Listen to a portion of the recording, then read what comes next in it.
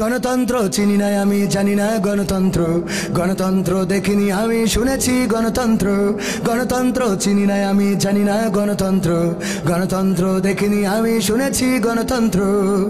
শুনেছিলাম আমি বাংলাদেশে গণতান্ত্রিক রাজা, যখন যারে মনে চেয়েছে ধরে দিয়েছে সাজা। শুনেছিলাম আমরা বাংলাদেশে গণতান্ত্রিক রাজা, যখন যারে মনে চেয়েছে ধরে দিয়েছে সাজা। কাউকে দিয়েছে ফাঁসির দণ্ড, রেখেছে আয়না ঘরে, কাউকে আবার লাশ বানিয়ে ভাসিয়েছে সাগরে। করেছে এসব কিসের জোরে, ছিল কি দাদার মন্ত্র? কেমন গণতন্ত্র ছিল, কেমন গণতন্ত্র, গণতন্ত্রের আড়ালে ছিল দাদার ষড়যন্ত্র। কেমন গণতন্ত্র ছিল, কেমন গণতন্ত্র, গণতন্ত্রের আড়ালে ছিল মোদির ষড়যন্ত্র। শুনেছি আগে নির্বাচনে লাগতো টাকার নোট, দেখেছি আমরা ভোট করিতে লাগেনি কোন ভোট।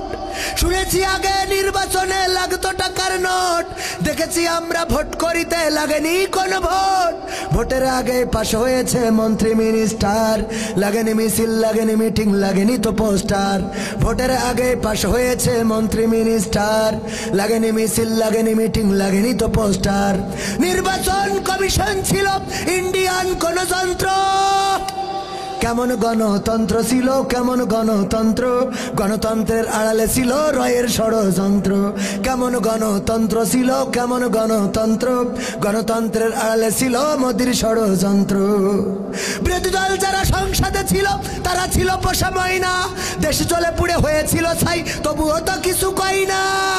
বিরোধী দল যারা সংসদে ছিল তারা ছিল পোষা ময়না, দেশ চলে পুড়ে হয়েছিল ছাই, তবুও তো কিছু কই না। শাসনে ছিল না সততা নিষ্ঠা, বিচারের ছিল না মান, সংসদে বুঝি তাই শোনা যেত মমতাজের গান। শাসনে ছিল না সততা নিষ্ঠা, বিচারের ছিল না মান, সংসদে বুঝি তাই শোনা যেত মমতাজের গান। বিরোধী দল নাই, ওটা তো ছিল ডিজিটাল ষড়যন্ত্র। কেমন গণতন্ত্র ছিল, কেমন গণতন্ত্র, গণতন্ত্রের আড়ালে ছিল দাদার ষড়যন্ত্র। কেমন গণতন্ত্র ছিল, কেমন গণতন্ত্র, গণতন্ত্রের আড়ালে ছিল ইন্ডিয়ার ষড়যন্ত্র।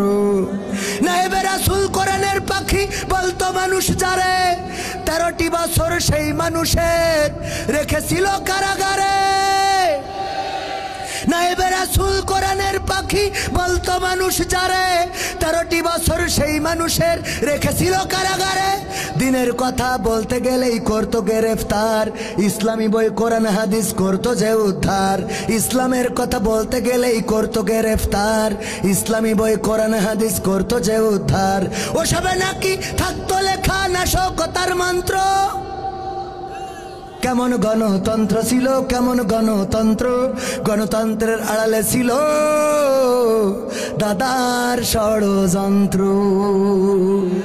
ঠিক না বেঠে? সুতরাং আগামীতে আর এই দেশে ষড়যন্ত্র করে পার পাওয়া যাবে না, কারণ বাংলাদেশের মানুষ সচেতন হয়েছে। তারা বুঝেছিল আমরা স্বাধীনতা পেয়েছি কিন্তু দাদাদের থেকে মুক্ত হতে পারি নাই। দাদার দেশের প্রোডাক্ট দাদার দেশে চলে গেছে। আগামীর বাংলাদেশ দাড়ি টুপির বাংলাদেশ।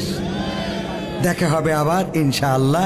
আমার কথায় ভুল থাকলে আমার অজ্ঞতা মূর্খতা ক্ষমা করুন। আমার প্রিয় ভাই এম হাসিবুর রহমান, আমার প্রিয় ভালোবাসার মানুষ। এই বছর এখনো কোনো স্টেজে একসাথে হওয়া হয়নি। আজ আবার মনে হয় গত বছরের আগের বছরও আমি আর ভাই ছিলাম একসাথে এই স্টেজেই।